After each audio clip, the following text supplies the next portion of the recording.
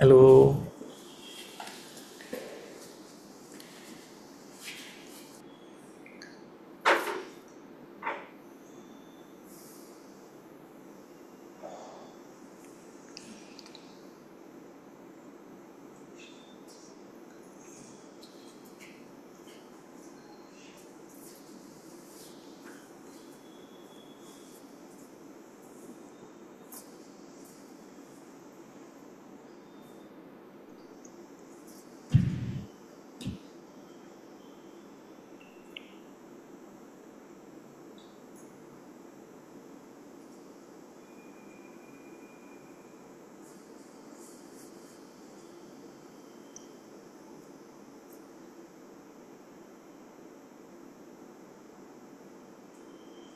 So, how should we start?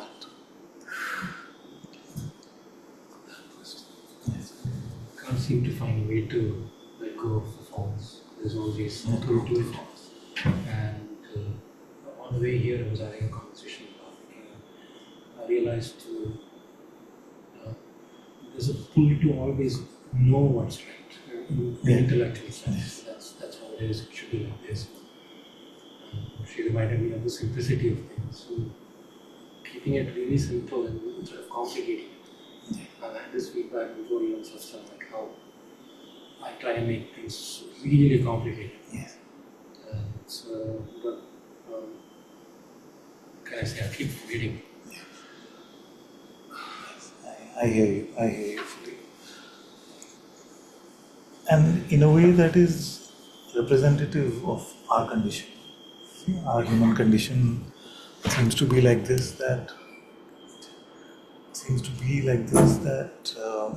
We become so bound by our reason that we are scared of letting it go. Because what would happen to you if you didn't know? Again, it's an idea that sells fear that supposedly I'm unsafe. Exactly. Unsafe. So, if we continue to constantly be in the realm of reason, then that is the mind's way of completely neglecting any use of faith. Because once everything is reasonable, then we don't need to rely on faith for anything at all. So to step out of these bounds of reason, we need to step into that unknown, and that which keeps us safe in the unknown is our faith.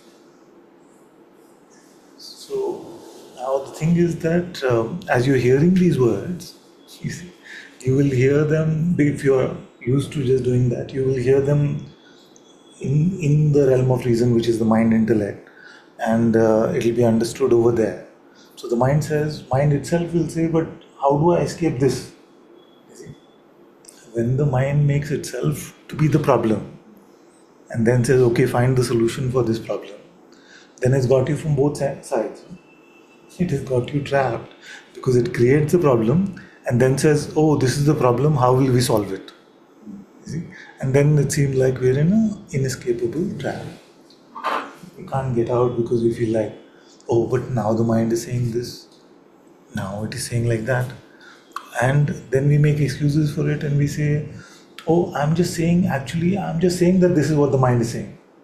But we are only just saying because there is still some value attached to it. You see?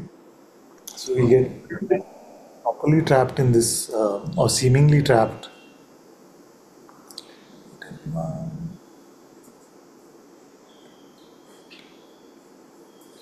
Get ourselves seemingly trapped in this situation. So, what is the way out? Is there any moment where you feel that you're just simply in God's presence? To let go. Yes, but does that happen at any point of time? It's infrequent, but it's rare, but it does happen. Okay, so use that infrequent time. You see, when you get there, then what happens? Does he leave? Does his presence leave you? So, when you come to his presence, when you meet him in your heart, then don't leave. Come what may. Because why I'm saying this is that as you're in His presence, no matter what the mind may say, its power is completely diminished.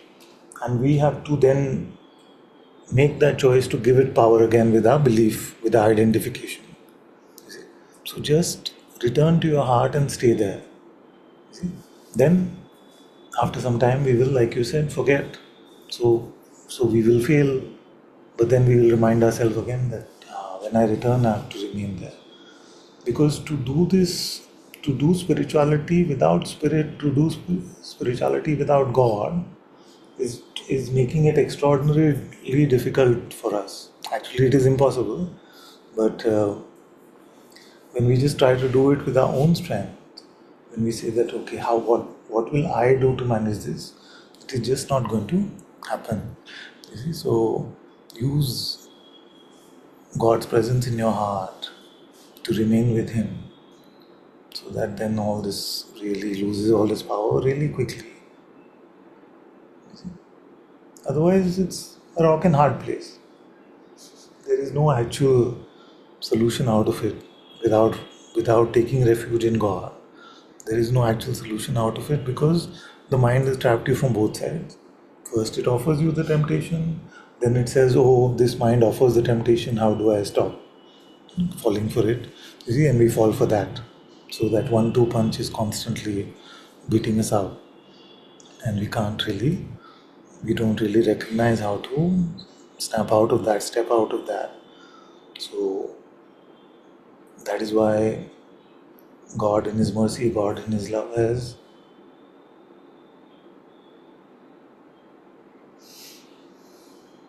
made His presence available in that which seems like the innermost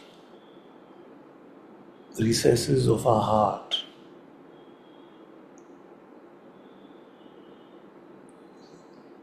So even to take that leap of faith that He is here and I can meet Him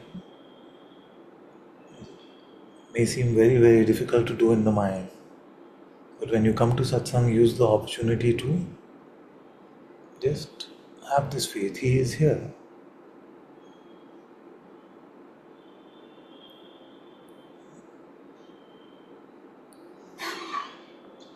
So the question really is, how many of us, please come, how many of us are trying to do spirituality without taking God's help every step of the way? You say like snap out of it because this is the pull is more than the Maya and it's there every moment only. I would say. Yes. And then that fraction of second when there's suddenly that faith, when you say that faith, then everything melts down. It is just there. And it lasts for a few seconds and Yeah. Are you trying to do this without God's help? no, it is like only the prayer which is it just so feels so helpless there that it finally bends But down to the prayer. okay, sorry, I'm interjecting again and again. But before you get to the point of helplessness, do you ask for help? No. So the process of turning to Him for everything is very important. You see? That we feel that we will remain as awareness, we will observe even our being or not being, we will do all of this, but we don't remember that this presence, this being, is God's light. So we made it like a personal project for ourselves. But none of this will have any fruit unless we learn surrender, unless we learn to offer ourselves up to God moment to moment. And only then can the mind's fantastical idea of remaining open and empty all the time or remaining in God's presence all the time come to fruition. But without that, you recognize humbly that all that is important is this moment. Am I living and breathing in God's presence, or have I made this about me again? And then when we make this about me over and over, then obviously it doesn't work after some point, and that is the point we call the coming to helplessness. So I am asking today, and I have asked the previous satsang also, why get to that point of helplessness?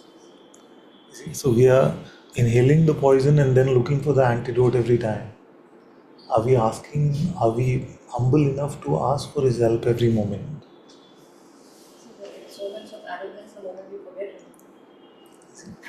So the forgetting and the arrogance is actually the same thing. That we have made spirituality into a personal project, forgetting about the discipleship of the Atma. And it is only in the discipleship of the Atma can we grow spiritually. हाँ? जब तक आप आत्मा के disciple नहीं बनोगे तब तक स्पिरिचुअलिटी स्टार्ट नहीं हुई.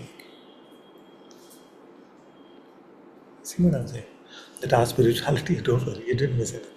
Our spirituality only starts when we start our discipleship of the Atma within. Now, the discipleship of the Atma is a full-time job. Doesn't mean that, oh, I will come back to it only when I get into some trouble, otherwise, I will keep trying for myself. You see, it is a full-time Gurukul. In India, we have this tradition of the Gurukul where the disciple will go and spend their life with the master for many, many years. So this Gurukul is within your heart. So the question, okay, Nitin is contemplating, so we'll come back to it. But the question really is that have we really handed over our spiritual growth to God, to the Atma within? And handed over doesn't mean your job, you do it. No? If we committed to that, we have to live in that and allow Him to guide us every step of the way. So that's why last time we were really exploring Kabir ji's statement that Sukh mein sumaran jo kare to dukh kahe ko hoye. So the one who remembers God when times are good, when we are not in trouble, we are not in a corner, when we haven't run out of moves, then why should suffering come?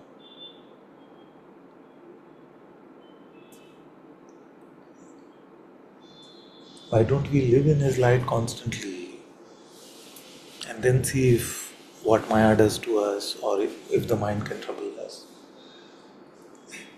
So spirituality has to go from being a self-help mechanism to becoming a complete transformation of our life.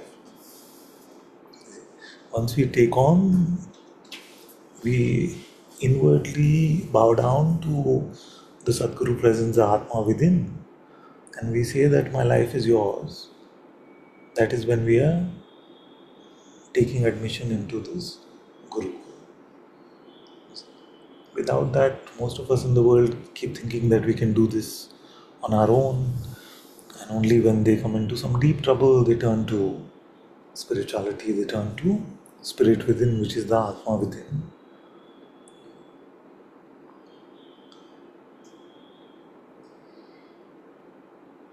So, are we trying to do our spiritual life? Are we trying to run our spiritual life without the presence of spirit?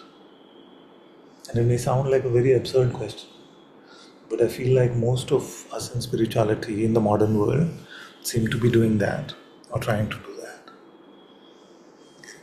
We take the driving seat, the steering wheel in our hands, drive till we drive into a corner which we can't get out of.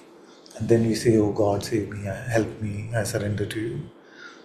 But there's no reason to do that.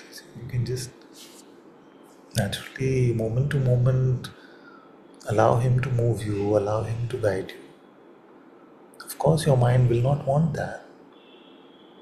It will not want that. It will keep pulling you out. Maya will not want that.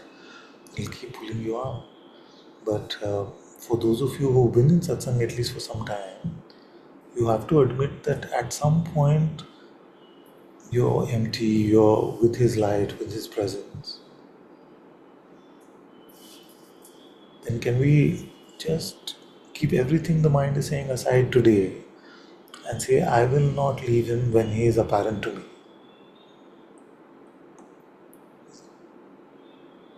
can we make this deal today, all of us on Zoom and the room, that when he is apparent to me, whatever temptation I get in life, I will not leave him because I belong to him.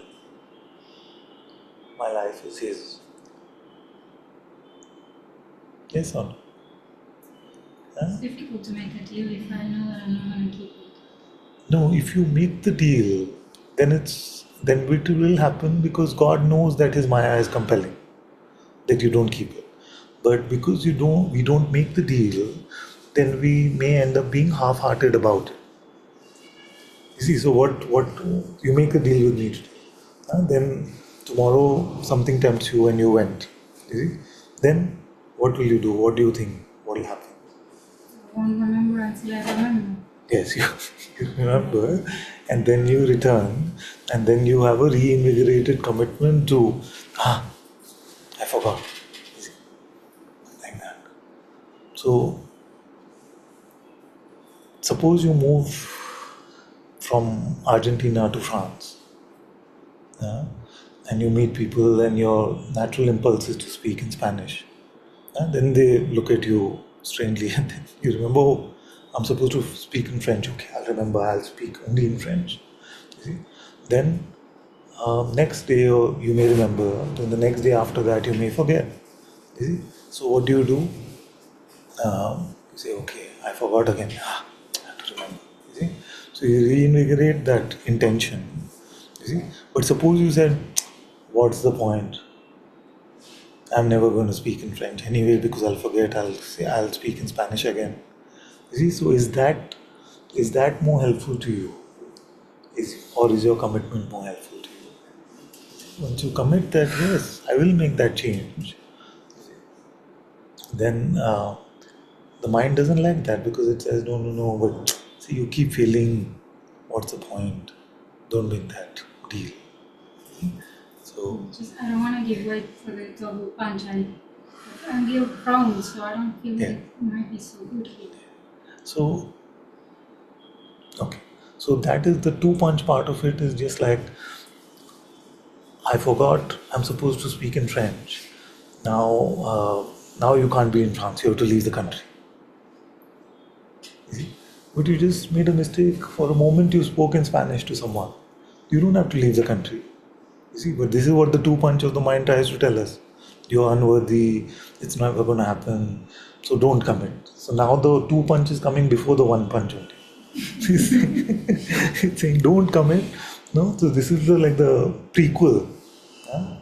It's just the like intimidation tactics before the boxing match starts. You see, it's like you can't win, so don't even try. It's just that to me, it's the difference between intention and a promise. Like I feel I can't make a promise to you that I cannot keep, but I can express my honest, heartful intention. But how do you know that you can't keep it? Because I've seen it over and over again. That you promised already and broken it? I don't feel like I have promised. Yes, that's what I'm saying. Because I don't want to promise something that I cannot keep. Yes, so this is the trick. So, if God came to you and said, you promise me, would you?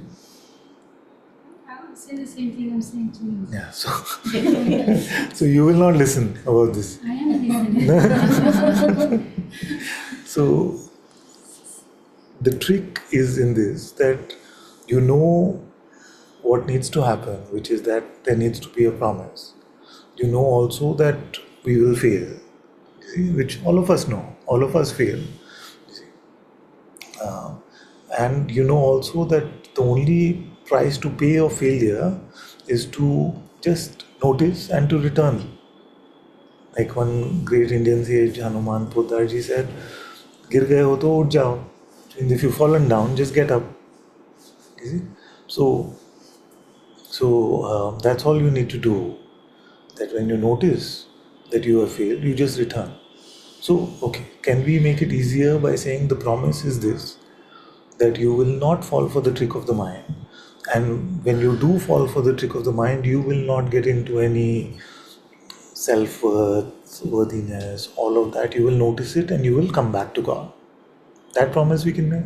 Okay, so let's make that. Too complicated. Huh? Too complicated. No, it's fine. It's fine.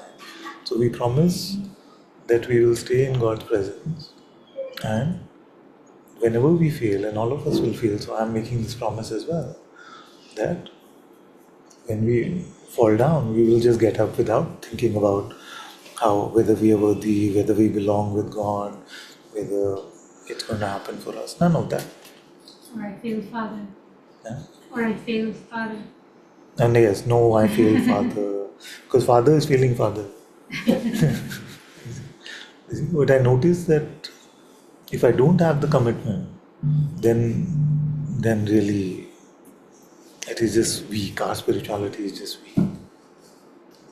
So that fire has to be there. The fire has to be there because there is really no time to waste. I feel that commitment is there. Very good, very good, very good. So recognize that there is no time to waste and full on.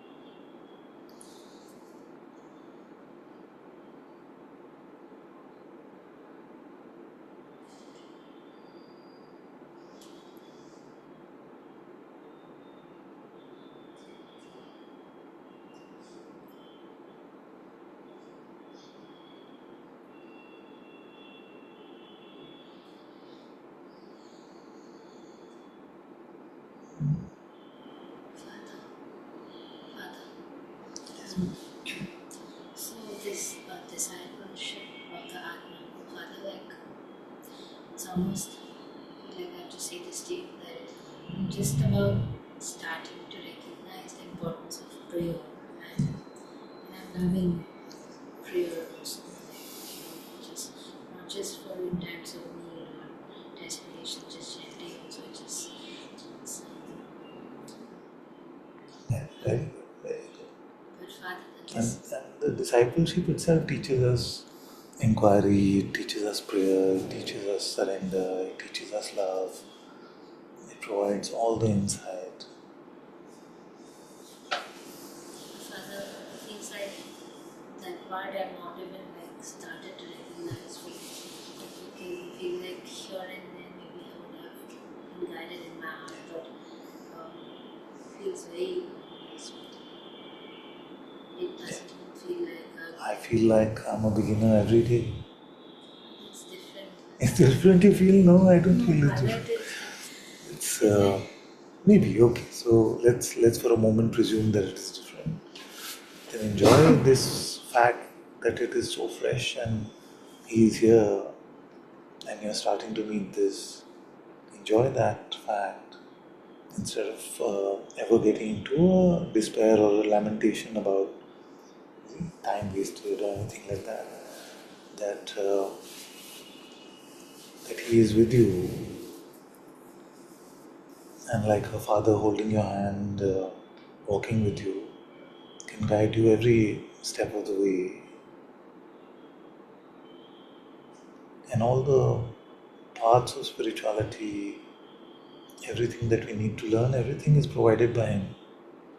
Without him, we can never fathom a single line of spirituality.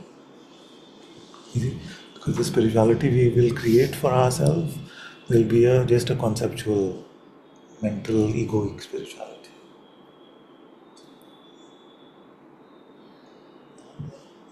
Yeah, but Father, just So is it good news that you're starting or is it bad news that you're starting?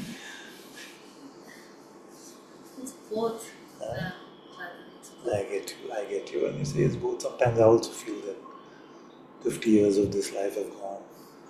I'm just getting started. I was making a prayer that day. It may sound strange to all of you. It'll sound. So I just felt to say, please don't let this be my last life, because this life is a complete waste. Let me have one more life where I can pray to you so deeply with all my heart. Half a century has gone and I wasted this opportunity. So I don't want to come to you like this. I want to come to you and I can say to you that, Father, I have loved you so deeply all my life. Now take me and keep me at your feet.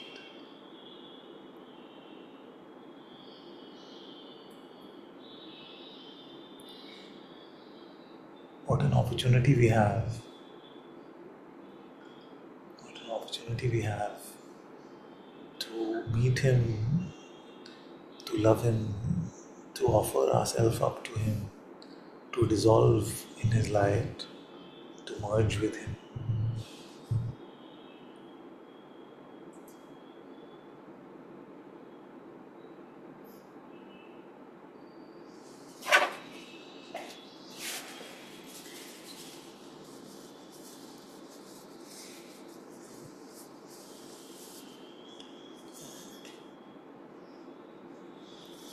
So to come to the discipleship of the Atma, we are learning to leave the discipleship of the mind.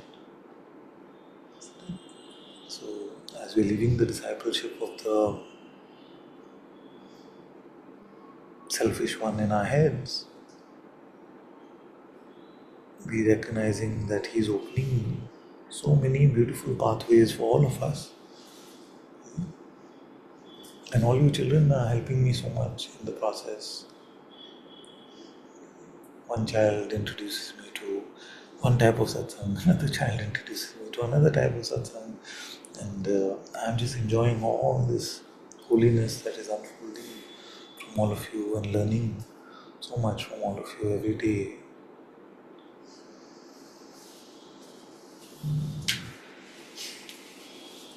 And satsang means not necessarily like sitting like this and talking. Satsang is basically the pathway to come to the company of God, to the presence of God, to the company of the truth, Satsang.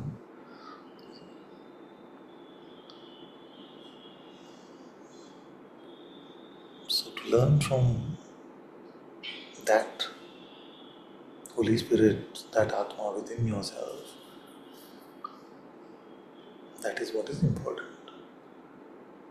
And I'm realizing more and more that spirituality really is about the Sangha that we keep, the Satsang, the company that we keep. And I don't mean just people. People are important, of course, but sometimes in our life we may have circumstances where we are surrounded by people that are not interested in satsang. We're not in, but that is not just the sang, the company that I'm talking about. What are you keeping company with right now? Are you in God's company? Are you in the company of the ego? Are you involved with pride? What what company are you keeping? Are you immersing nonsense into your heads? Are you trying to learn head bow down from your heart? So whatever you're immersing yourself in every layer of your existence, that is bound to have an impact on how much we deepen in this discipleship. So our job is to construct a holy temple for God in our heart, and then to be a servant of that temple.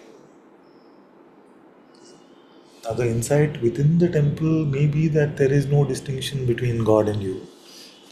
But if you ever want to be God instead of being a servant of God, then that insight will also vanish. You may feel like your mind may complain. It will say, but I have seen that I am that.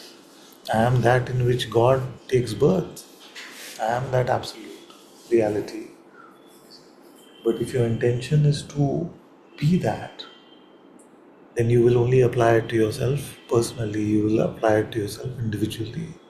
When you are empty of any such intention, and whenever that me crops up in our life, then to offer it to God in servitude is the only way you can remain in the insight that you are that. Otherwise, your pride will convince you that you are someone special who is that. You are the enlightened one or the free one who is that. And there is no question then of servitude or following God's will. Because we mistakenly take ourselves to be that in the place where we are still the me.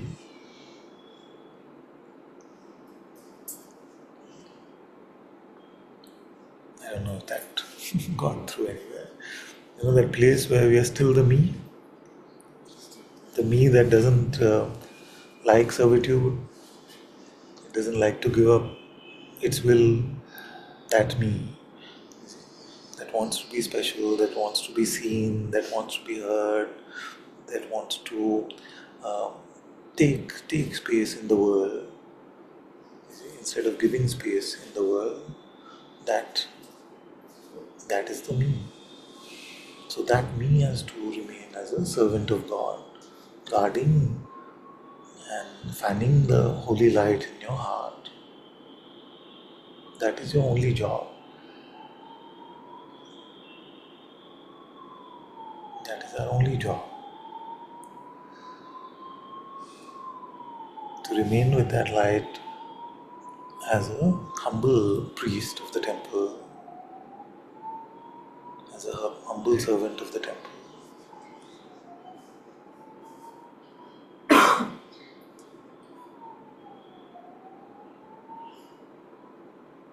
Whatever your external job may be, this is your internal job. The external job may be at the office, it may be in a business, it may be some other type of work, it may be to work at home, it may be so many different external jobs. But those who are in spirituality when they say that my job is this inner job.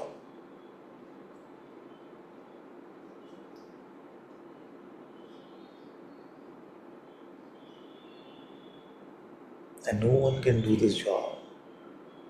No one can do this job unless guided every step of the way by the Atma within. See? Because the monster, the tiger of pride is waiting at every step. Every step it waits. Little bit inside we have pride. Little bit something, bhakti comes, pride. So pride comes as a poison as the acid to clean up anything that you're actually, any insight that you're actually having, any love that you're actually feeling, it just pours acid into that. That is why that servitude is very, very important. Don't don't want to be seen. Don't want to take space in this world. Just what is important is the audience of one. There is an audience which is the most important audience. Make your life about that one. All this is going to go. This man sitting in front of you, another few years, going to go. That body which you seem to inhabit is going to go. All of this world play is going to go. It will only seem like a dream which is going to vanish. But within this Maya, within this dream, within this illusion, we have the opportunity to meet that which is truly true and the highest reality. But the pathway of that goes through your heart temple. And to learn to live and to serve your heart temple, it will only happen in the holiness of the Atma within, the holiness of the spirit within.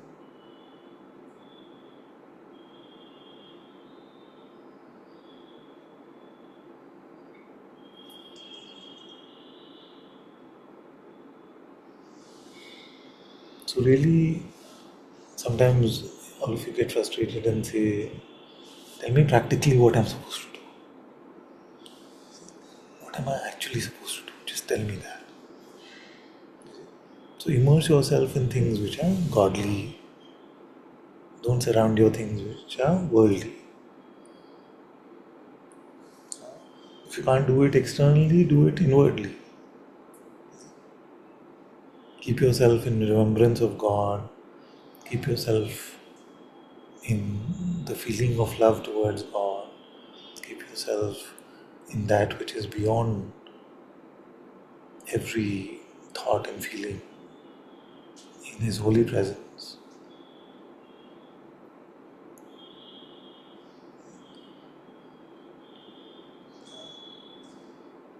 This is how it happens.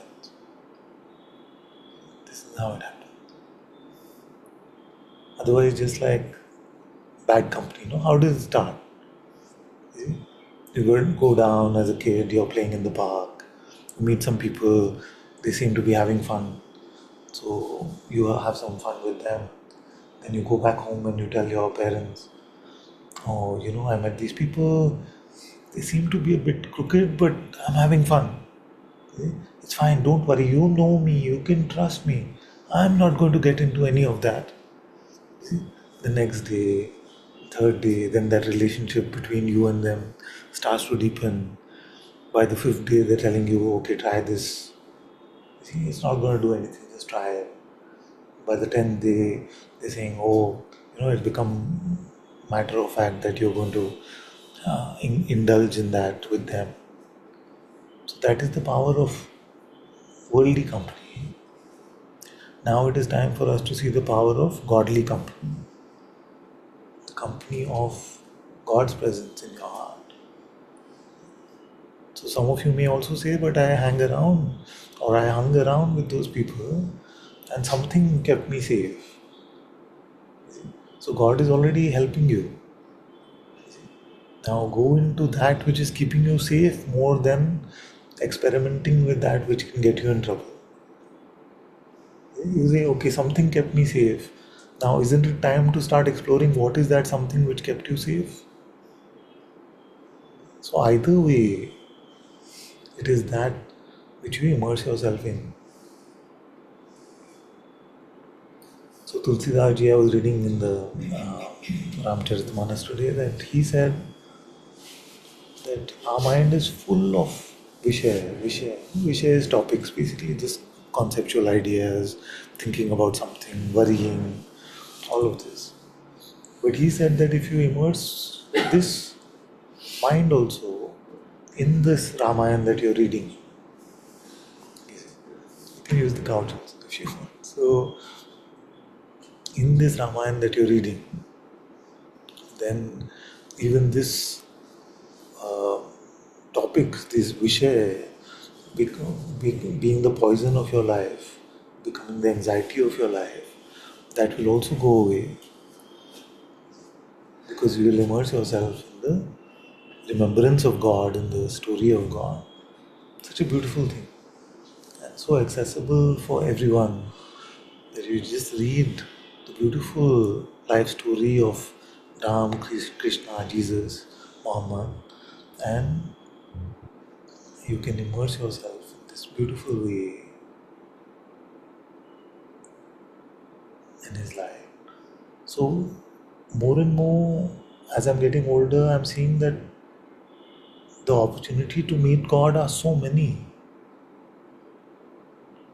There's so many opportunities, so many ways to be in His light. And ultimately, it depends on me, moment to moment. Do I go with my selfishness? Do I go with my pride? Or do I go with God? And the trade off is very, very strange because you're being told that God is sitting there in the beautiful temple of your heart, the Garbhgriha, which is the centermost sanctum sanctorum of your heart. He is sitting. But our usual way is to say, oh, that's very nice. Okay, good. What are we doing? Like you've been given this information, you've been given the map also. Now you just have to dive in.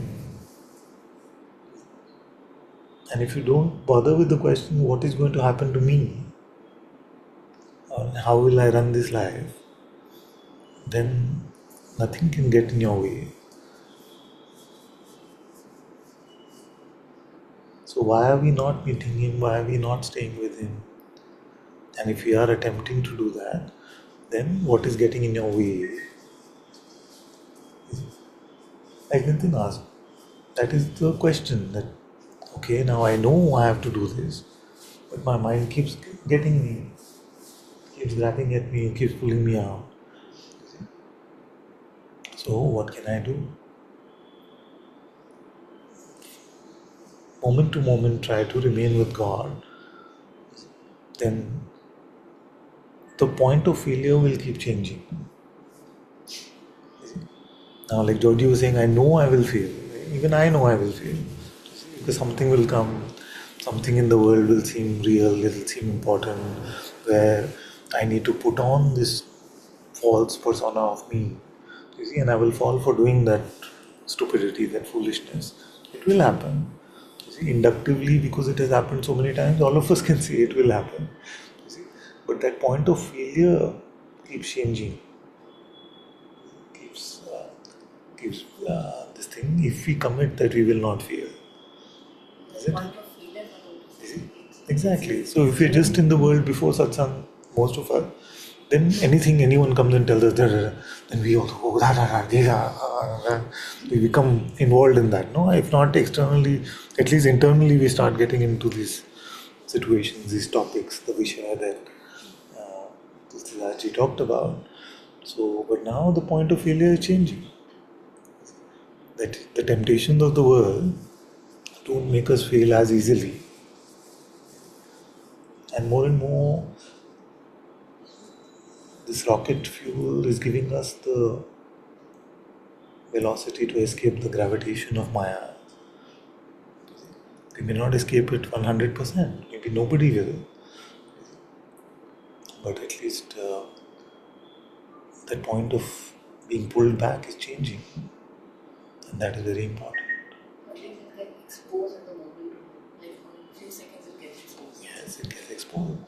And the more you are in service to God, the more you are listening, you're open to listening to the guidance from the Atma within, the further behind you will leave the gravitation of the temptations of Maya, of the world.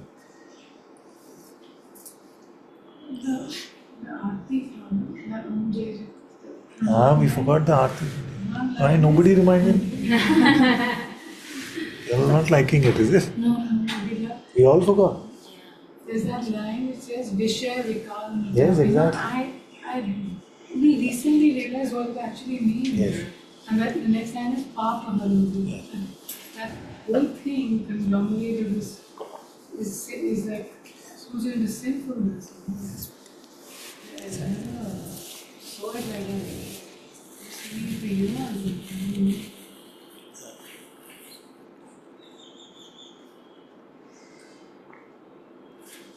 So, I'm going to sound like a typical father when I say this. We just have to stop wasting time.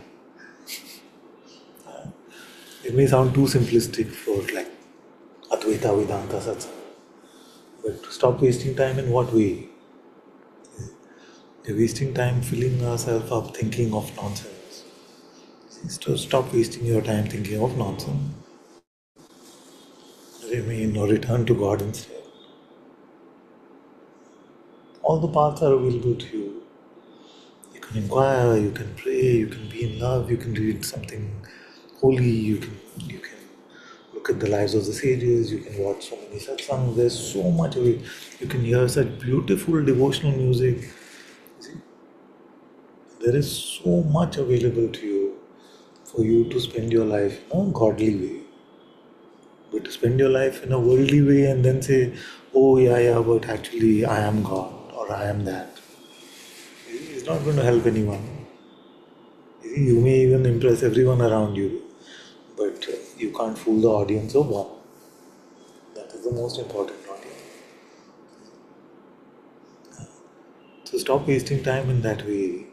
And sometimes there are life compulsions, like you need to make money for your family, you need to work, you need to do all of those things. That is fine. And at least use whatever space you have inwardly to be with God. And I was saying that when your intention is to be in God, guided by the Atma within, then you will start to find so much space in that seemingly busy work that you have. You'll find that actually most of it is available for God. So don't let your mind trick you and say, no, but I'm busy all day. See, in that all day, start with every 5 minutes, remember the name of God. Set an alarm for yourself if you have to do whatever. All the technology is available today to do that. But return to Him.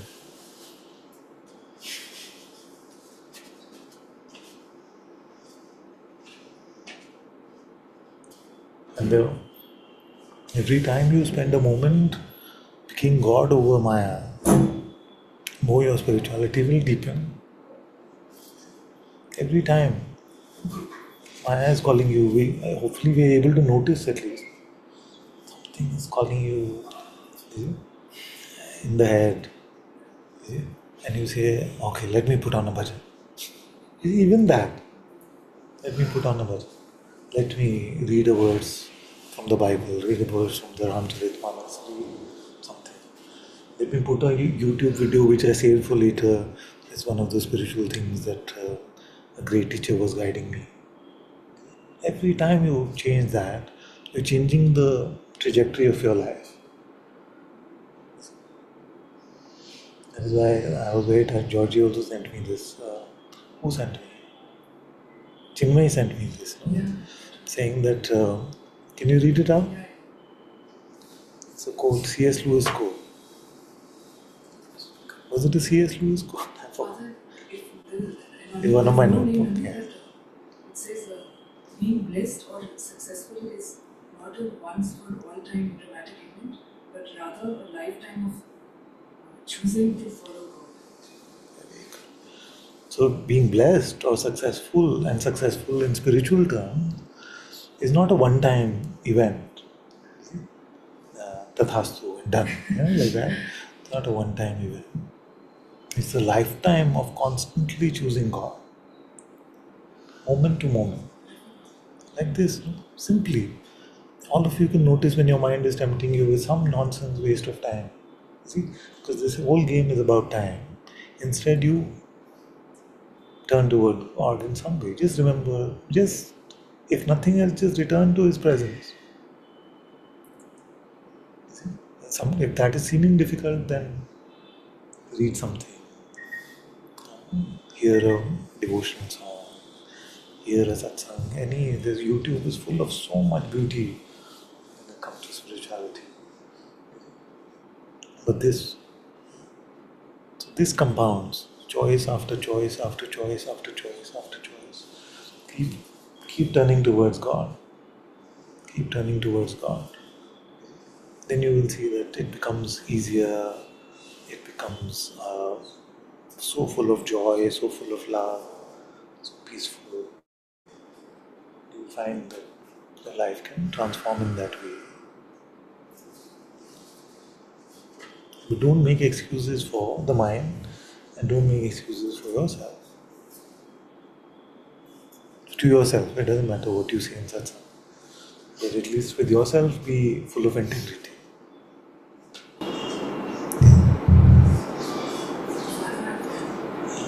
Since I've been watching, we have to be a very just Yeah. started watching. So it's like being in that company. So like in the last season, you also said that it creates a sort of like a force field, also. Exactly. And it deepens. You are constantly in that company. Exactly. So I'm trying my best. It's like an effort to constantly Yeah. be in that company. Very That good. itself Very is good. beautiful. It's very good. Thank you. And we are so blessed in today's world that we can. You see, sometimes we are very tired to read, and maybe the Hindi and Avadi is too complicated. then at least we can go on the YouTube and put that on and start to get a sense of it. And again, I'm saying it doesn't matter production values and quality. None of those things matter. To get the essence of it, you get like, and some of these things, like watching that movie about Saint Nectarius, uh, Man of God, such a beautiful movie that I feel like these things can transform our journey fully. Just like we are so blessed, how to even read something, to just immerse yourself in some way. So I've been making very childish sort of notes. Some of you are maybe laughing also, which is good. But it's like good. That's just my, even when I'm tired or something, it's just my attempt to stay with him. Just stay with him. And as you're with the Holy Spirit within, the Atma within, you start to get insights, you start to understand things which you don't realize where it came from, how it happened. Because these things are pristine, they're not available in a worldly way.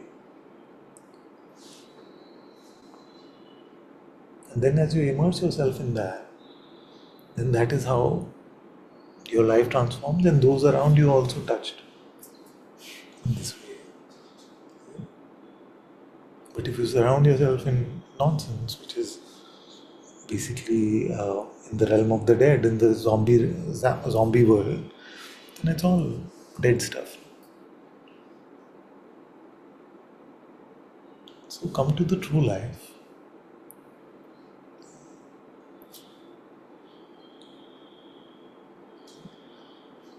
So I want to make it simpler and simpler, and I want to make this expression also simpler and simpler. Where if you say, okay, this is what's happening to me, I get caught up like this, and then when I'm helpless, then I return. Then I may ask you, okay, tell me about your day. What did you do today? Was your day dedicated to God, devoted to God?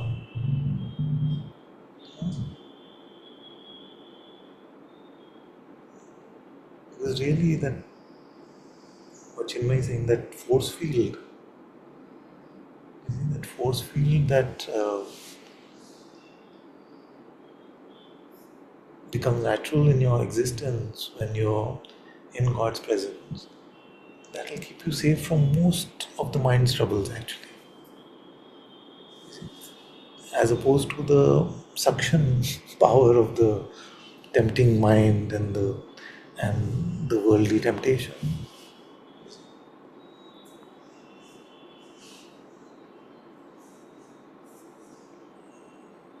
So remain in the force field of your heart, of the holiness of your heart. Then tell me what happened in your day.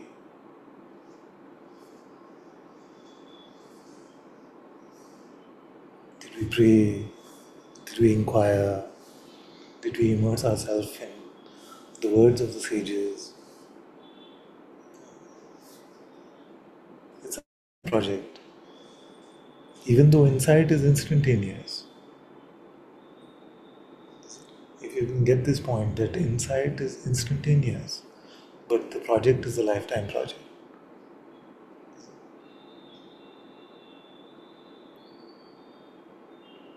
then you will deepen really well in your spirituality. Because you will not be caught up in the separating mechanisms of the mind.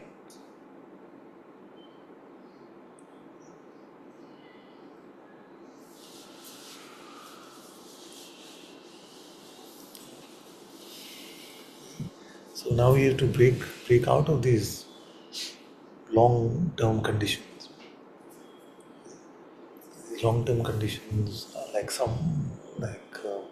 of these reports. Sorry, I'm not picking on you. Just pointing out so that we break out of them. Is that we've heard these for many years now. Okay? Now it is time for us to just wake up in the morning, say, thank you, God, for this waking state. Please be with me throughout. I am yours, and I'm available to serve you completely as you deem fit. And may this day go in worshipping you, loving you deeply in my heart. And please bless me with your presence. So, and whatever throughout the day we've structured our day around God in a way that we remind ourselves that we have to pray throughout, Nirantar Japa, remain in His presence throughout. The focus has to be on God throughout.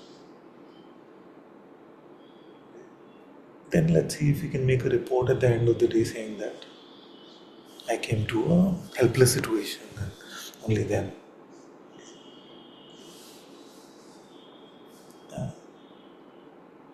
By this point, all of us should be able to help those in helpless situations. We have to get out of them ourselves. Be able to help our brothers and sisters in the world who seem to get into those.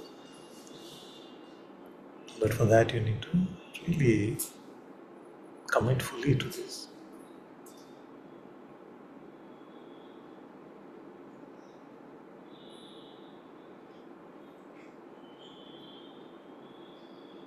Let anyone make a report saying, I spent the whole day with God and then I was suffering so much.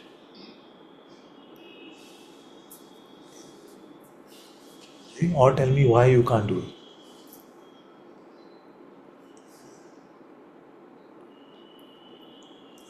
So Nitin says, for example, that the mind gets it. Okay. Then maybe at the bodily level, just bow down and sit for 5 minutes.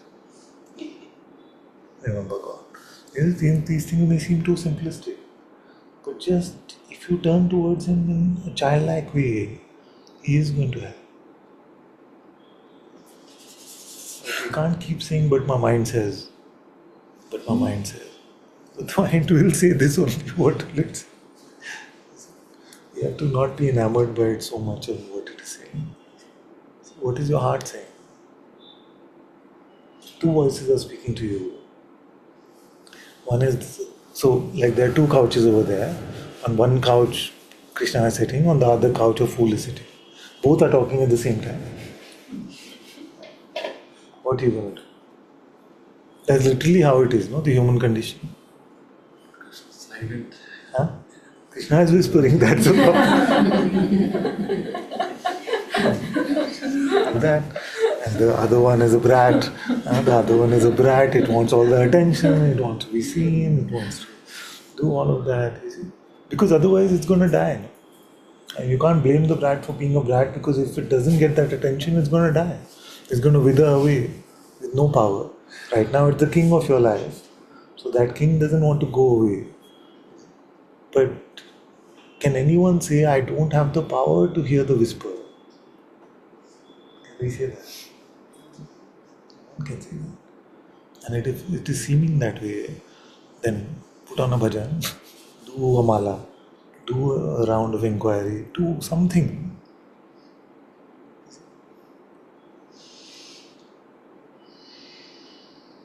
Change our life externally if we need to start with.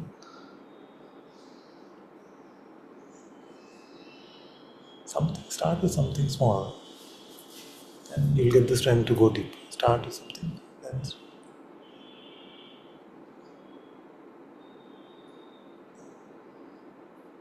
Father, I feel more faith than you said. The faith and myself is so it is giving more confidence that Yeah. it's okay and it's fine, but as long as we turn to God in the moment we realize it, exactly. it's fine. So your feeling should be that I am going to live in heaven. Even though this Maya is tempting. Heaven is what? Is to live in God's presence. You see, if you are with God, it is heaven. If you have left Him, then it is hell. Whatever the external circumstances, you could be living in a gold mansion with all the pleasures of the world, but if God's presence is not there, it still feels like hell. You see? So your intention should be that I can be with Him, like there is no good reason ever not to be with Him.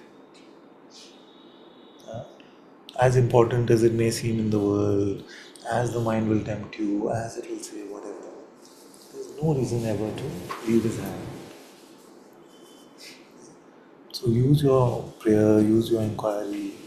All these are potent tools.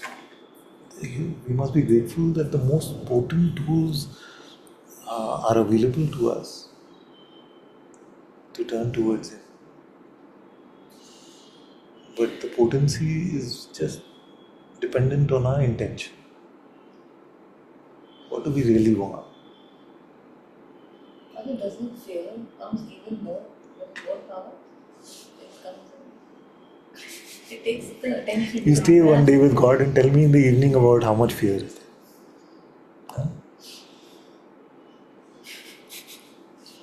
See, all this fear and all becomes like some clouds in the sky. You don't have to worry so much about them. They seem very big when we are immersing ourselves in self-concern. When we are just concerned about God, that is the only thing that is important to us. आएगा, let it come. Otherwise, the mind makes you more scared that fear comes. It makes you fearful of the fear. Yeah. Rather than the fear itself, maybe a mosquito. But the fear of the fear seems like a dragon. The fear should.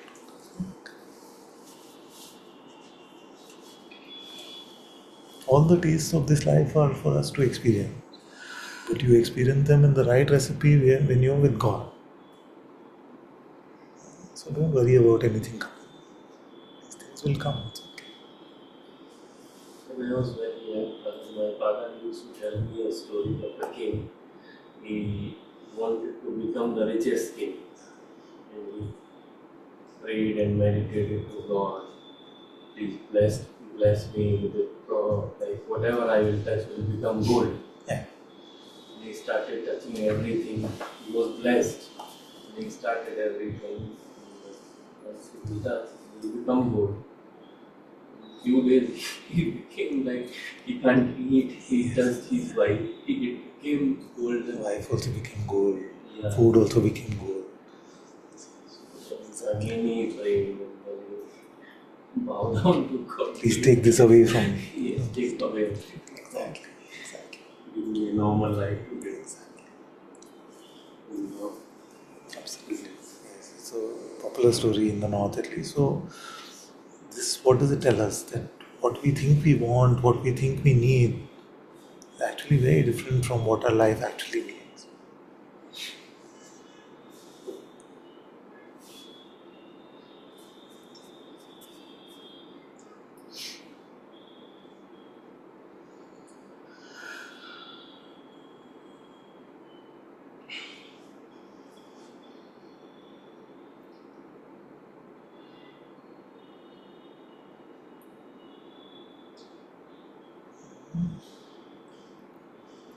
Okay, some hands are up. It's Friday. Yeah.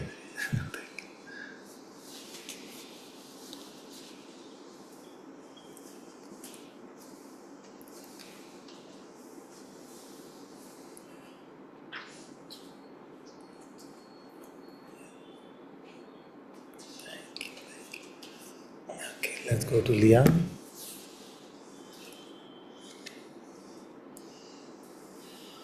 Hi, Father. Namaste. Namaste. Can you hear me well?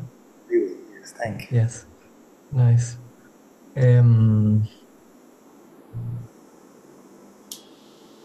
Yes, I was enjoying very much the satsang. I feel very good right now. I was feeling these days that maybe I don't know, there was the urge to come up more often, or not like come up not only when there's some trouble or something bad, but also to yes, to take the opportunity, because there is a lot of appreciation for this opportunity to share. Yes. And yeah, I don't know really what to say, but I feel this time there have been like some beautiful findings here, and I don't know, like share about it and maybe receive your guidance about this. Yes. I've been feeling like by your satsang different ways, like there is coming like more devotion here, and that maybe things that in the past I thought I would find through inquiry, or that was maybe coming a bit like in a conceptual way, like are flowering in a devotional way, and that's very beautiful. I was hearing last night that you said this about faith and devotion, no? Like the faith to trust that God is here, even if there is no complete recognition yet about it. Like just to have that faith, uh, and I feel it's I can relate to this more and more, and I'm trying to, as you are saying right now, like to through the day, like be with this. Yes, deal with this. Exactly. And,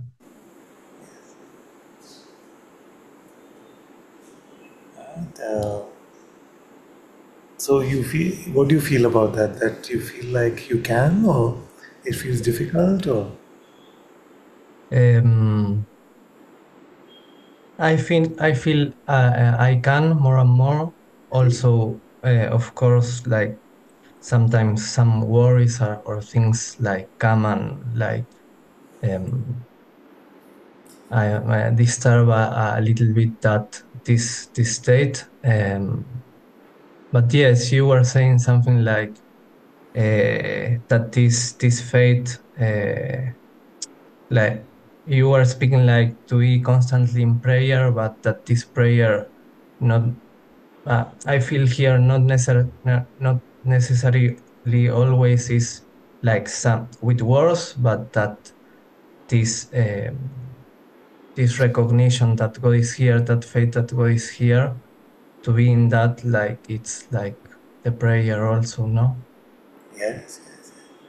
Anything that, any moment of our life where God is at the center of it, right from the most beautiful silent prayer of just being with Him in your heart, to, or just being in love with Him in your heart, to the prayer where you're just involved in some worldly situation and things are going all over the place around you, but you inwardly are just chanting His name, doing your prayer, or you're checking into the nature of who you really are. So you're asking yourself, who am I? And returning to that insight, which is also prayer actually. So all of this is prayer, where we are saying that no matter what may be happening in the mind, what may be happening in the realm of Maya, but my life is for God, my focus is on God, moment to moment, every moment. See, so then it becomes like an unceasing prayer. Yes. Us, usually to just constantly be in the words may not be easy or may not be possible for many of us. Yes. Uh, just to remind ourselves to remain with His presence, to keep the focus about Him, at all times is very beautiful. And just to bring yourself back again and again to say, how can I serve you, Father? Or just to say, I love you, Father, in your heart, or whichever expression that you like to use, is, Yes. is to pray, is to be with Him. Yes. Yes. Intend to be with Him Yes. and to actually feel the presence, therefore to be with Him. Both of those are prayer. Yes. Yes. I'm doing that. I was feeling right now also that sometimes like one like still feels like the polarization between like self and Maya and the world, and I don't know, like the world, there's so crazy things, and that sometimes in life happen like strong stuff, like, and uh, that you were speaking like the voice of the two coaches and the voice of the foolish one, that is not that sometimes that pull with these things like feels tempting somehow also, but yeah, I don't know that I can feel that polarization, and that is also like an exercise of faith, like to keep here and trust that this is like the right choice, even if whatever is happening feels very strong. Yes, yes, absolutely. That is the whole thing, that it is every moment in a way. I don't want to make it sound oppressive or something, but those who are meeting it in this way will notice that it's almost like a battle every moment, where it's a battle for our center, you see, for our allegiance, for our focus. So the Yes. mind is fighting for that every moment. Maya is bringing up things every moment for us to be concerned about, either to worry about, or to enjoy, or to be tempted in some way. Some drama is constantly on.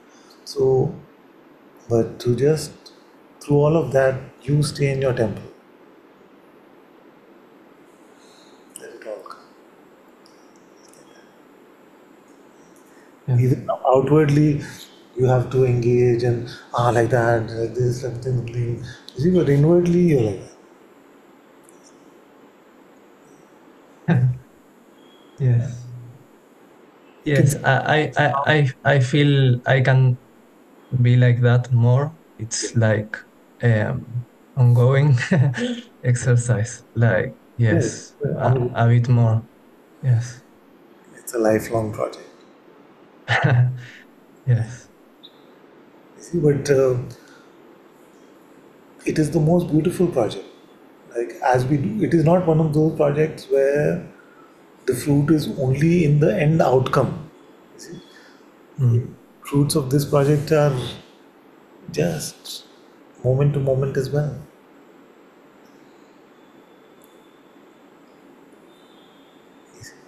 The fruit can be in the form of insight, in the form of a growing spiritual strength.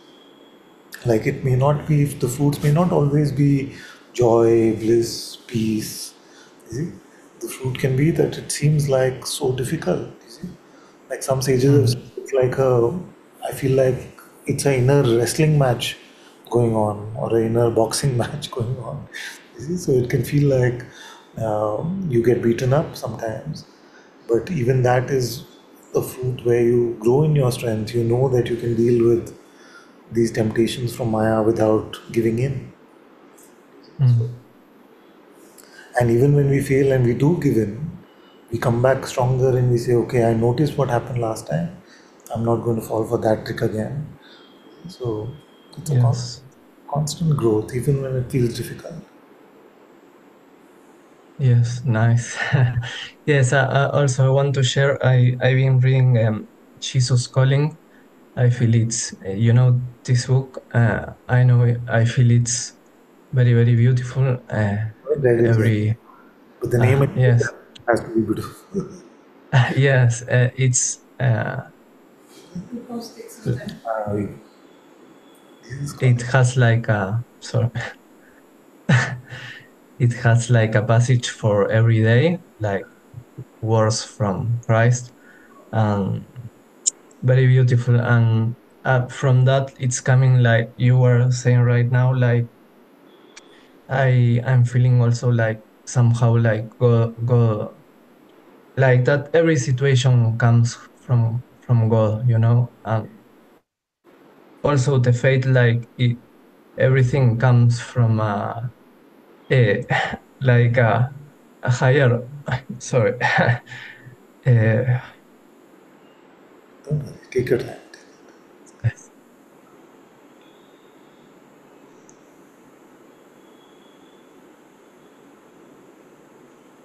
yes, like everything comes from a higher law, that we can't understand mentally, but yes. Exactly. A higher love which is beyond any understanding. Yes. Yes. Ah, um, and that it's like I can't speak. Sorry. Like No. there is an opportunity in that. Like when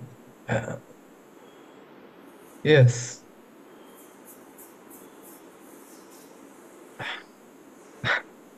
like when difficult things come and one like trust, yeah, like one like can transcend, and like yeah, something like that. Ah, Very beautiful. Yes, it's so difficult to put in words the fruits of this, the what happens to us in the light of presence.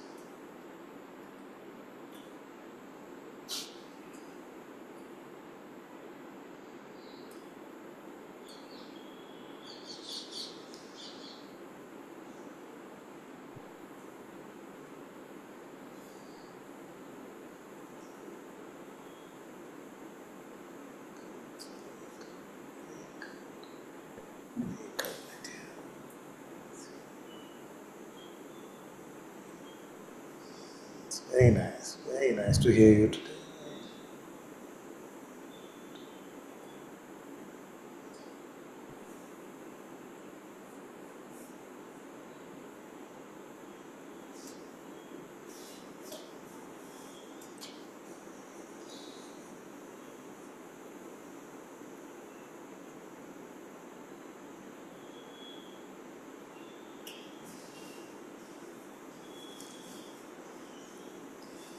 So that leap of faith, as we are making together in this, letting go of separation, and the only sin actually is the idea of separation, of the idea of individual will and to be separate from him.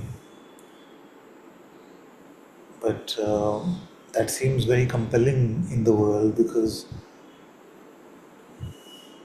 God's presence is hidden in plain sight. It is actually just here, right here, and yet in the realm of our senses, in the realm of perception, we can't seem to find it. And even in our understanding, even in our reasoning, we can't seem to find it. So, as we make that leap of faith out of just taking our perception to be real or our thinking as the source of knowledge, we just have to dive in to that which is calling us within our heart. I think all of us hear that call somewhere, but we don't take it to be real, we don't take it to be tangible. That's why so few seem to respond to the call of the heart.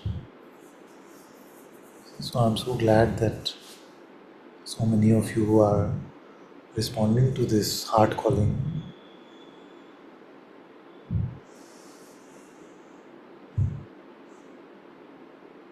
And then in your response to this heart calling, you are bound to meet this one who lives in your heart.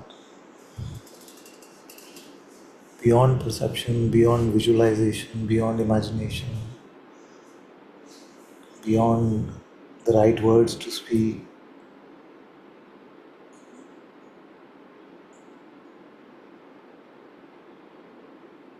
To meet that which is not of this world,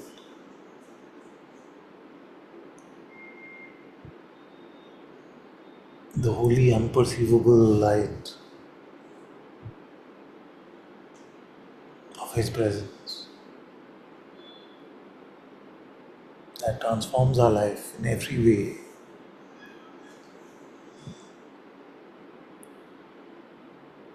I'm very happy that so many of you are diving in like this, and it is bound to bear fruit. It is bound to bear fruit. In fact, the diving in is not separate from the fruit itself. We are given the gift instantaneously, and the gifts are immense and they are always available to us.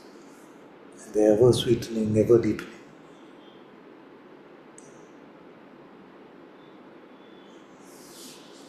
Very good, very good.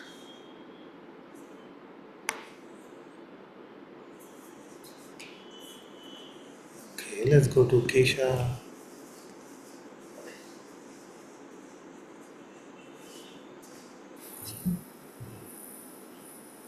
Hi, Father.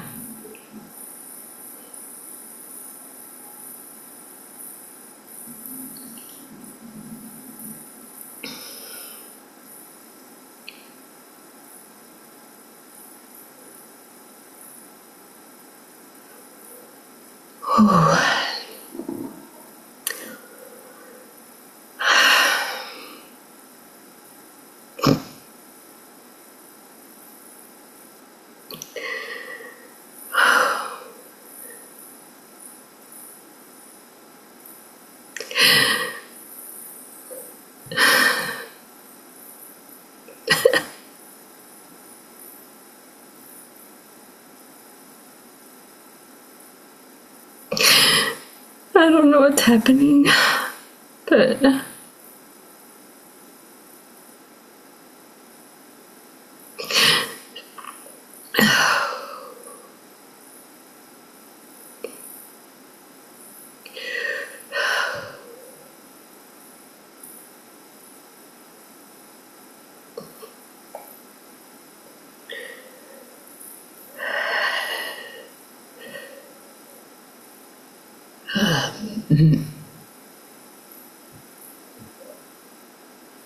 Can I just say something earlier on? Okay. I can't hear you, Father. Okay. What about everyone? Can't hear? Not so good? You try them out. Volume. Is this better now? So very much better, yeah. So much better. So I was just saying that the promise that the sages have made is immense. They have said that in the process of learning from the Atma within, our life will become like in the likeness of God Himself. What an amazing promise, is it? And their sages, so I'll be very surprised if they're lying. So You see? So what better use of this life can there be, you see, than to be transformed in His light and by His light to be able to live as an emulation of God Himself, to live like Ram, Krishna, Jesus.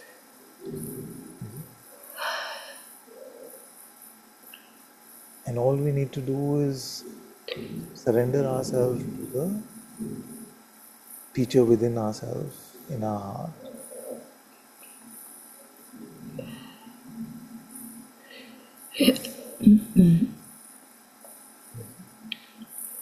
Yes. Yeah. I don't know. I just feel sick right now, and I felt like it's very good news that I'm giving. no, I mean not like that. It's very good news. Just the body right now. I don't know. When I came up to speak to you, like I just feel like I'm gonna Yeah. faint or something. But and what I wanted to say doesn't seem as important to say. But it's These things can happen where at many layers of our being, in many rooms in our house, we have collected things because of life, conditions, all of these things.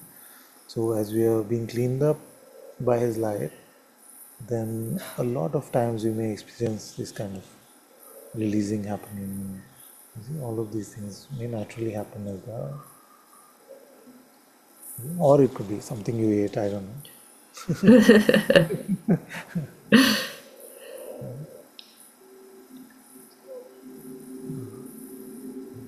but I was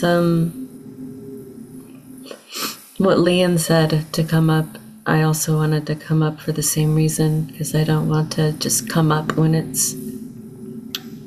I hit rock bottom, and I would like to come up even before then, before tendrils grow, and to nip things in the bud and with you, and it was about conditioning, and that before it felt that if conditioning came up, then I might as well go with it, because it was coming up for a reason, so I should just play it out full force. And now it feels like that it still comes. Conditioning might still come, but with faith deepening, it feels like that God will remove conditioning. That God will remove it when it's time, and that if it stays, then that's also it stays. But I don't have to indulge in it. I don't have to leave God when it comes. Yeah. So let's go step by step into everything. So we've been looking also today. You must have heard that we are looking at this notion of helplessness or rock bottom, in a way. So when we say rock bottom, that implies a sort of like a progressive getting there, isn't it? So that progressive getting there, we can nip that in the bud also, because we Yeah. start to notice when we are starting, when we are in the middle of it, and when we've gotten there, we notice all of these places. So can we ever come to that point? And all of us will. I'm not saying we never will, but can that become rarer and lesser frequent by our just noticing when we immerse ourselves in that which is of the world and not that which is of God, you see? And we give it permission. So we stop giving permission quicker and quicker, because it is, and maybe this is what you were saying, that this is the part that even that when it starts to play out itself, we don't have to leave God. In fact, we must dive in deeper into God's light when that happens, when it starts to tempt us. You see? So, so you can try like that. I mean, you have to follow your heart, but sometimes the experiments to try could be when the mind says, "No, no, you're too tired. You can't pray now." You see, you pray more than what you felt earlier. You see, in response to that kind of bullying by the mind. So sometimes like that, not always forceful in that way, but sometimes just to show the strength of your resolve, the strength of your commitment.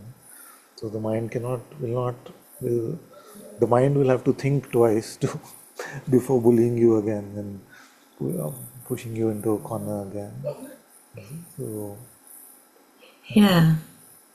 Well, and it felt like if conditioning arose, then it meant that I had failed. But yeah, and so might as well give up. But it's not like that. yes, it's not like that exactly. Yeah. The rising So of conditioning is the appearance of these thought temptations. yeah. The rising of conditioning is the mere appearance of thought. Then we still have power over our ability to identify, ability to give it belief or not. It's still up to us completely. Yeah. Yes. And every time we do identify, then that becomes a more deeply held condition, a deeply held pattern, and then it seems to have more and more power. But every time you're able to let it go, as difficult as it may seem, okay, then it starts to lose its power. Yeah. So literally, it's like these force fields. I don't want anyone to visualize them or start imagining like force fields and things, but it's just like that. The more you stay with God, the stronger the force field becomes. The more you give in to a condition, the stronger that condition becomes. Yeah, and I've heard these things before, but I don't know. It feels like new, like I'm hearing it for the first time. It's very much Star Wars. The force is strong in this one. That's where I've heard it. Yeah, of course. And what Chinmay said the other day about when she got angry and then she asked if this was the environment she wanted to create for God. Exactly. And I thought, wow, that's so helpful.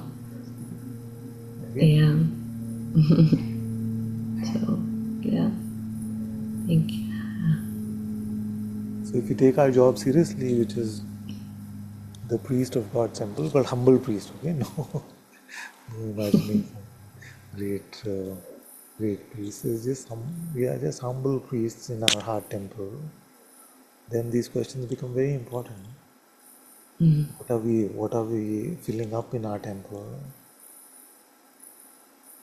Is it love, kindness, compassion, truthfulness? Or is it anger, pride, resentment, grievances, vengefulness, all of these things? Yeah.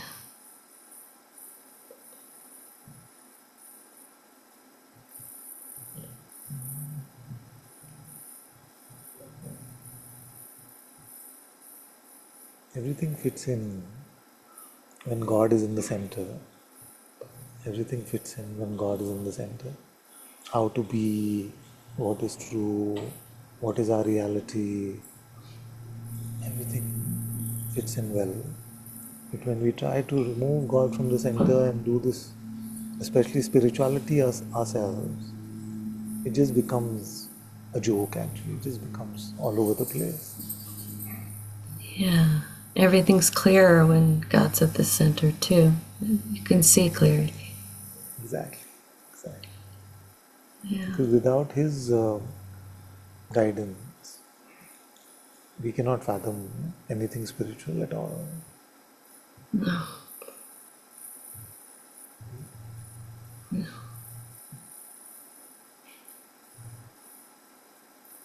I just continue to pray, Father, that there's a prayer that came up that's just asking Jesus to clean whatever, to clean me up so that it's a suitable place for God. I love that one. Is that Psalm 51 or 31? Oh, I don't know. Is it the Psalm? It's a beautiful one. It's a Psalm? 51. 51. Book of 51 is really beautiful.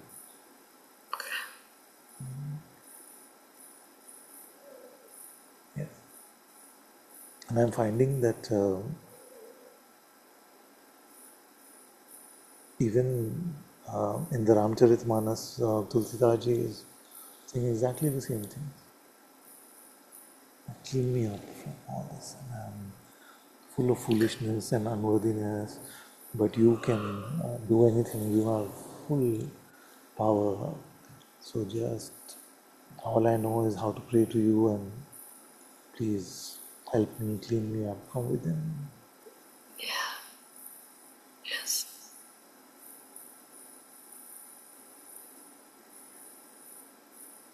Yes. Very, very good.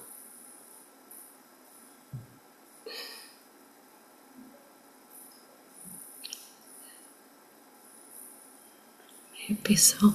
May it be so.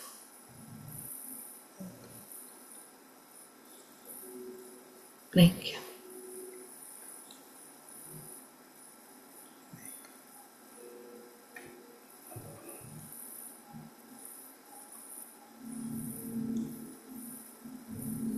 I love you.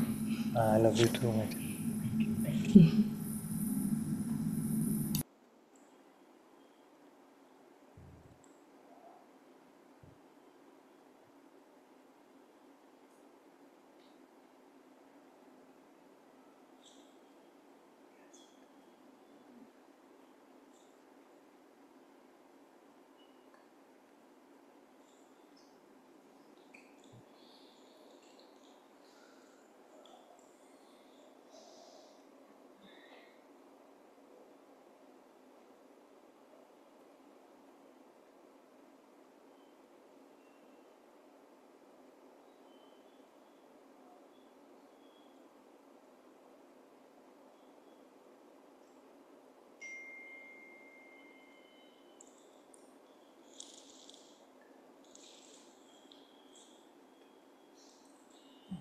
Let's go to Sharat.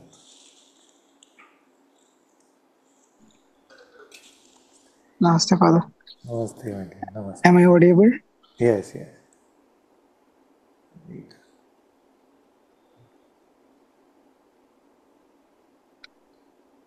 Father, may I really remember to pray to you and not to my thoughts when actual situation comes in my daily life. May I remember to pray, to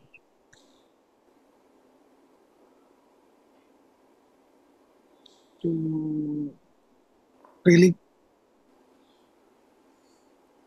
see your grace, really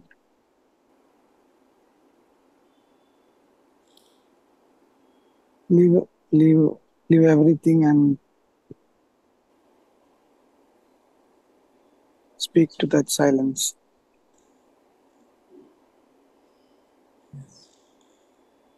I join you in this prayer, and may it be so for all of us. May we see only His grace. May we see only His light. May the temptations of Maya become lighter and lighter for us. But may we never lose our commitment to stay with God, no matter how tempting the world may seem.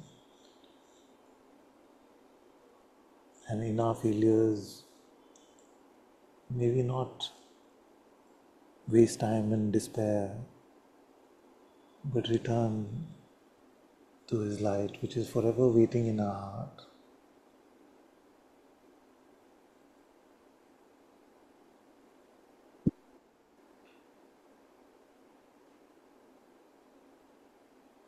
Yes, yes. Very good.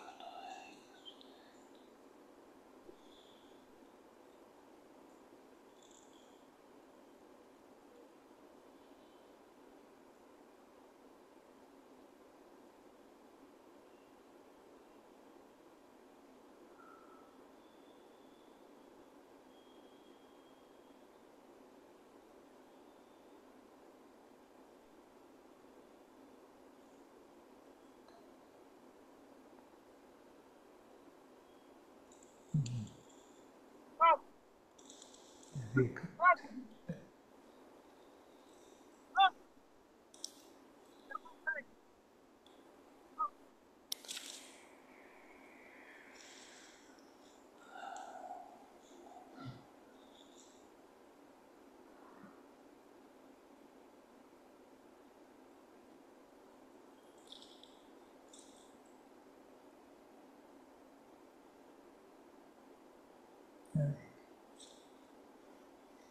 Does anyone know how to sing the Psalms?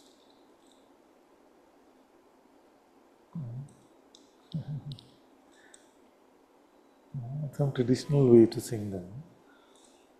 But they're meant to be sung, I heard. And it'd be really nice to.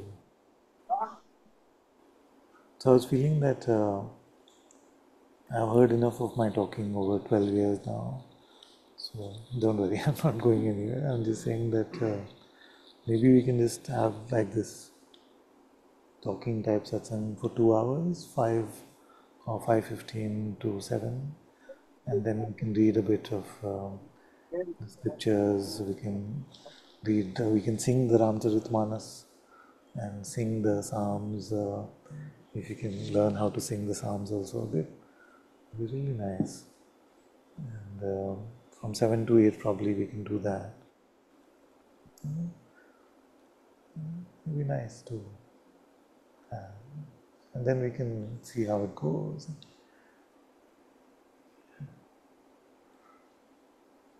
I have some feeling about this, but I don't jump the gun and say too much right now.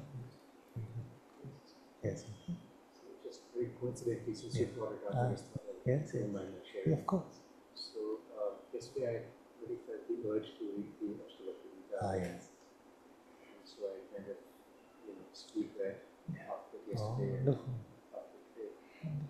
What I was that actually if you pick up any one paragraph, something will embed itself while you're reading in your being. Yes. So it'll keep speaking to you again and again. Yes. Right? And then what I found was just one paragraph, but then if you follow it, like in like word for word, like every time there's a line, you try to experience what it says. In that, there's some so many. It's like all the practices coming together, like the recipes coming together in a symphony. Exactly. And then it just That's takes right. you into a very beautiful place. Yes. It is symphonic like that. So what I mean to say is all the different teachings that we have, it's so embedded in there.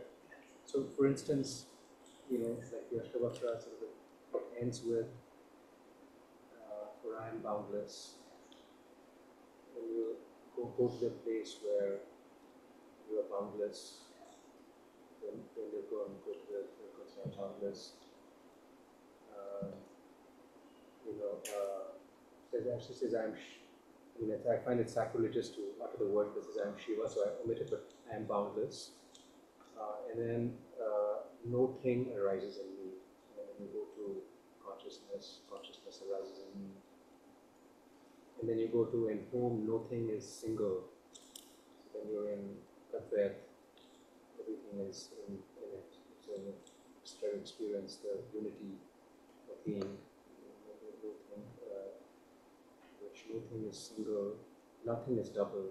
So all the sensations you feel are kind of more like artifacts facts of mind embedded in the unity. So then you kind of reject them, the nitty-nitty. And then no thing is, you actually feel like what is, like it actually is, right? So what is actually impersonal, nothing is, and then nothing is not, everything is just what is. And then sort of cleanses you of personhood, right? There's nothing personal in any of this. Yeah. I just found it just somehow, the scriptures are so potent. Good. So good. We follow. Yes. And we can do some of these scriptures. Ashtavakra, of course, we love, and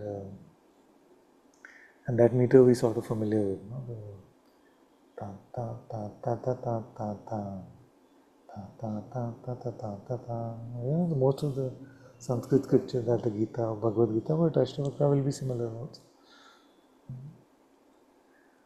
The Ramcharitmanas, that's well embedded in us. You can read. But I feel like the Manas will take at least 6 months. So half an hour we can read the Ramcharitmanas, half we can read the Psalter, the Psalms book, and see. We can change as we go along. Yes, good. What do you feel? The Gospel of Thomas. Gospel of Thomas, we'll count.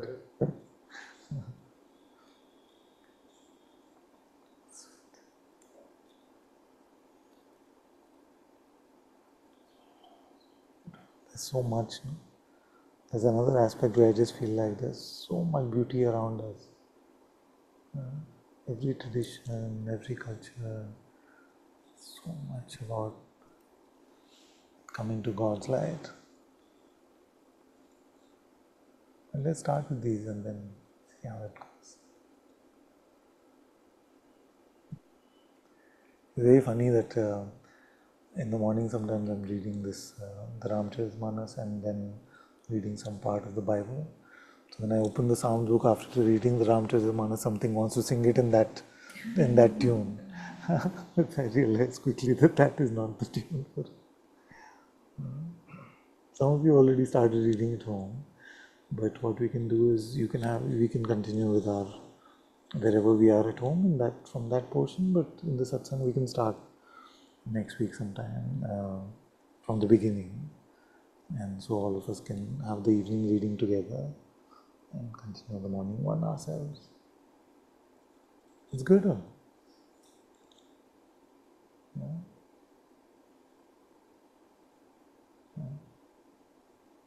Anuj will be good at it, singing the Manasa. You done it before? गाँव में father होता है 24 घंटे. Yes. I have been there. Yes. Yes, there are various sankalpas you can keep. Some say within a month, some say within 3 months. But we just, right now, we'll keep it open. This one is 9 days of sort of late. Not at the pace that we are reading. No, I'm just saying no. Because I have been, 2.5 weeks or something? I've hardly made it end. My father has taken over. Huh? My father has taken over this. Oh, really? Tell me more. What is it? He's reading the Hindi part of it, not the Shloka. He's not reading the Chopai. He just wants to get the meaning of it. It's like literally the Ramcharitmanas is moving from first floor to ground floor every year. Oh, really? Oh, we can give you one more for him. No, Father. Other 10 days back, me and Advaita visited Kenchi Dham. Oh, yes, you went? Oh, so nice. And there was, in that temple, Sundarkand was taking place that time in real life. When we sat there, we could assume like every one of the Sangha member is there. And she had the same feeling, I had the same feeling. So maybe it's all because of that. And we based Neem Karoli Baba, that father should bring Sangha there. The intention is that you do want to come.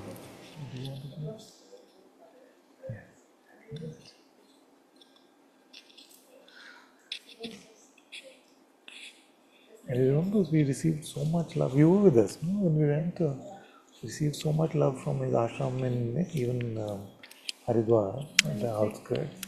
So beautiful. And, so the people there were so open-hearted, no? And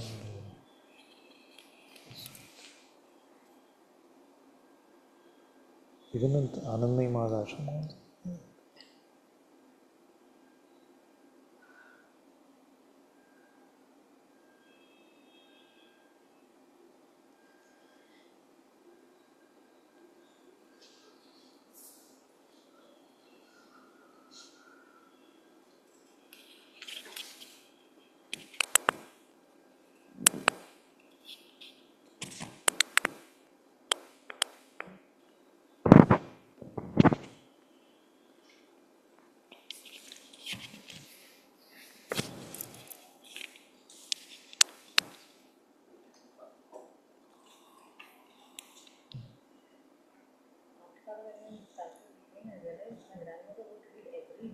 This is the thing. Even I remembered that my Nani used to read. Yeah. Yeah. But their style, at least my grandma style was, she would keep reading the words and say, अरे उसको वो कर दे, अरे इसको ये कर दे, like that. So I don't know whether it was deeply immersed or it was just, but at least reading is good enough.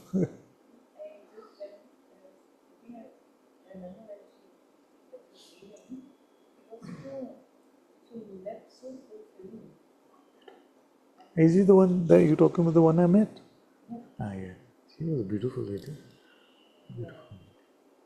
She was very steady in her heart, I felt. Very, very strong within. Yes. Yeah.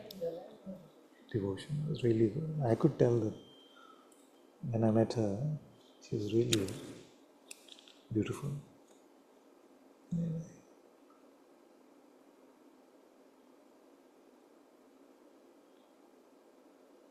She led a spiritual life. That much was clear to everyone. Very clear.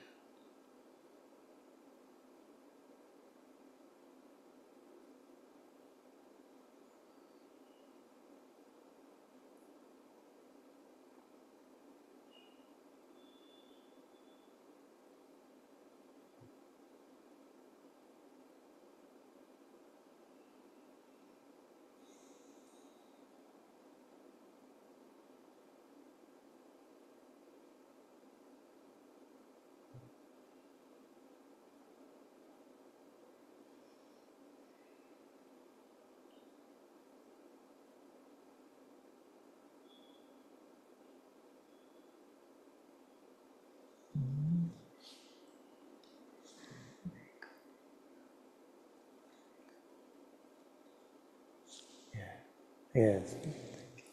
Very good.